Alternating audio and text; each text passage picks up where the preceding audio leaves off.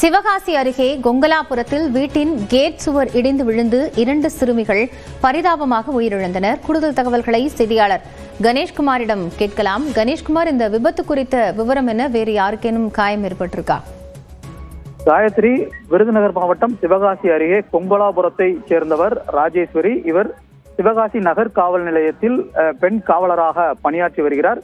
இவரது 9 வயது மகளான கமலிகாவும் இவரது சகோதரியான தனலட்சுமி என்பவரது மகள் 4 வயது மகளான ரிஷிகா ஆகிய 2 பேரும் அரையாண்டு லீவு விடுமுறை என்பதால் தங்களது வீட்டின் முன்பாக இருக்கக்கூடிய அந்த கேட்டில் விளையாடி கொண்டிருந்திருக்கிறார்கள்.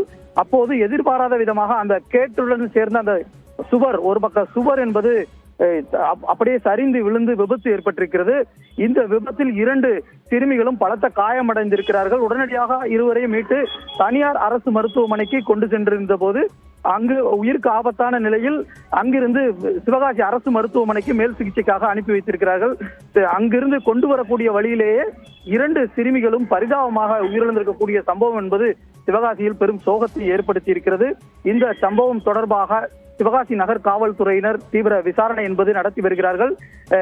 வீட்டின் 4 ஆண்டுகளுக்கு முன்பாக கட்டப்பட்டிருந்த அந்த வீட்டினுடைய சுவர் என்பது இடிந்து விழுந்திருக்கக்கூடிய நிலையில்தான் இந்த விபத்தானது ஏற்பட்டிருக்கிறது. எனவே தரமற்ற முறையில் அந்த வீட்டின் சுவர் கட்டப்பட்டிருக்கிறதா என்பது குறித்தான பல்வேறு கோணங்களில் காவல்துறையினர் தற்பொழுது விசாரணையை தீவிரப்படுத்தி இருக்கிறார்கள்.